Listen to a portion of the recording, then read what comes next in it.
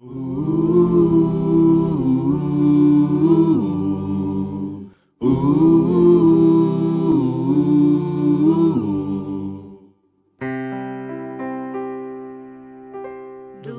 teu falar, ó Salvador, jamais vou duvidar, é encorajador. Alimento Diário, série Então Virá o Fim.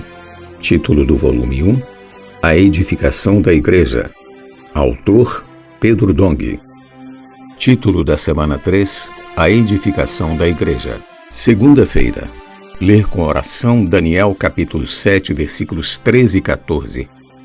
Eu estava olhando nas minhas visões da noite, e eis que vinha com as nuvens do céu um como filho do homem, e dirigiu-se ao ancião de dias, e o fizeram chegar até ele. Foi-lhe dado domínio e glória e o reino, para que os povos, nações e homens de todas as línguas o servissem. O seu domínio é domínio eterno, que não passará, e o seu reino jamais será destruído. A condição necessária para receber revelação. A mensagem desta semana, intitulada A Edificação da Igreja, tem por objetivo alimentar os filhos de Deus e direcioná-los por meio da palavra profética. Veremos que a edificação da igreja é um assunto do interesse de Deus, pois representa a edificação de seu lugar de descanso. Cristo edificará a igreja com a cooperação do homem, o qual precisa aplicar a cruz para fazer morrer o velho homem, um dos grandes problemas para a edificação.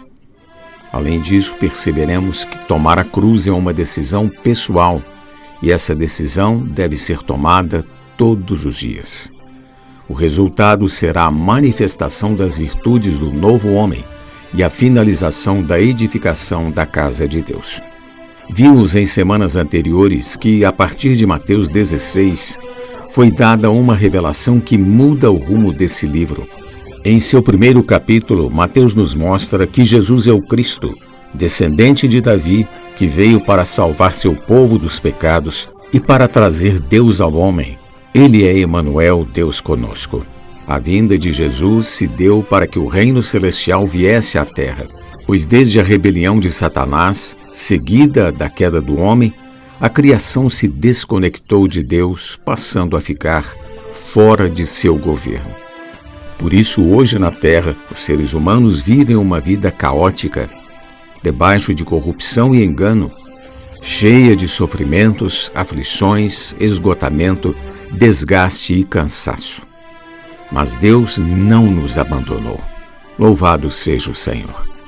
Pelo contrário, Ele enviou seu próprio Filho para ser o Rei do reino dos céus e estabelecer seu reino aqui na terra, conectando novamente as criaturas com o Criador. Antes da vinda de Jesus, João Batista, seu precursor, pregava dizendo: Arrependei-vos, porque está próximo o reino dos céus. Mateus capítulo 3, versículo 2. Quando veio, Jesus também passou a pregar: Arrependei-vos, porque está próximo o reino dos céus. Mateus capítulo 4, versículo 17. Com a chegada do reino dos céus, aqueles que o receberem, que são os pobres de espírito, terão restabelecida a ordem em sua vida e conhecerão a verdadeira felicidade. Desde que veio, o Senhor passou a curar os enfermos, a expulsar os demônios e a livrar da corrupção aqueles que tinham um coração contrito e quebrantado. Como pastor, ele apacentava os aflitos e exaustos.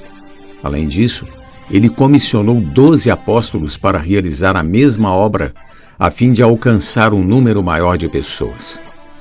Enquanto, porém, Jesus e seus discípulos resgatavam as pessoas, os religiosos da época levantavam-lhe forte oposição. Contudo, isso não abalou o Senhor, pois no final de Mateus 15, o vemos levar salvação também para os gentios, e não mais apenas para os judeus. O capítulo 16, por sua vez, mostra que o Senhor levou os discípulos para um lugar especial, onde abriu seu coração. Ali Jesus mostrou que, além de resgatar as pessoas do império das trevas, é preciso trazê-las como materiais a fim de edificar a igreja. Quando a igreja é edificada, as portas do inferno não podem prevalecer contra ela, pois ela passa a ser também a morada de Deus, seu lugar de descanso. Portanto, precisamos perceber que, a partir de Mateus 16, a mensagem do Senhor é clara: precisamos edificar a igreja. Esse deve ser nosso foco.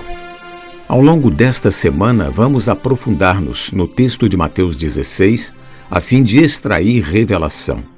No versículo 13 lemos: indo Jesus para os lados de Cesareia de Filipe, perguntou a seus discípulos: quem diz o povo ser o Filho do Homem? Por que Jesus não revelou a igreja aos discípulos quando estavam em Jerusalém? Por que ele fez questão de levá-los para um lugar distante? Segundo uma nota da versão Restauração, Cesareia de Filipe está situada na região norte da Terra Santa, perto da fronteira, ao sopé do Monte Hermon, no qual o Senhor foi transfigurado. Ficava distante da Cidade Santa e do Templo Santo, onde a atmosfera da antiga religião judaica penetrava cada pensamento humano, não deixando espaço algum para Cristo, o novo Rei. O Senhor levou seus discípulos propositadamente a esse lugar de atmosfera límpida para que os seus pensamentos fossem libertados dos efeitos do ambiente religioso da Cidade Santa e do Templo Santo, e para que ele lhes revelasse algo novo com relação a si próprio e à Igreja, que são a vitalidade de seu reino celestial. Foi em Cesareia de Filipe que veio a Pedro a visão de o Senhor ser o Cristo, o Filho do Deus vivo, versículos 16 e 17. Também foi lá que a Igreja foi revelada e mencionada pela primeira vez como o meio de trazer o reino dos céus, versículos 18 e 19. Por isso entendemos que a Igreja é a realidade do reino dos céus. Na região de Cesareia, não havia a atmosfera densa e religiosa que havia em Jerusalém. Nessa região foi revelado o Filho do Homem, título que, segundo essa mesma versão, retrata a personalidade celestial de Cristo, a quem, no final dos tempos, Deus confiou toda a sua glória, honra e poder. Que também nos afastemos de toda a esfera religiosa que nos impede de submeter-nos à soberania divina na pessoa de Jesus.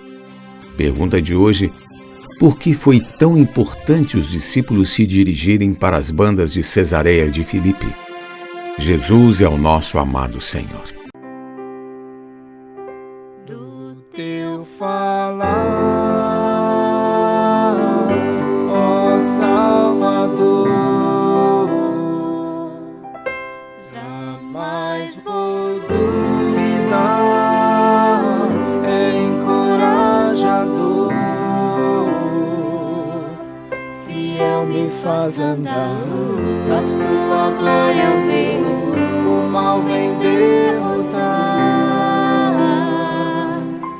Fiel me faz andar, faz tua glória ver, o mal vem derrotar.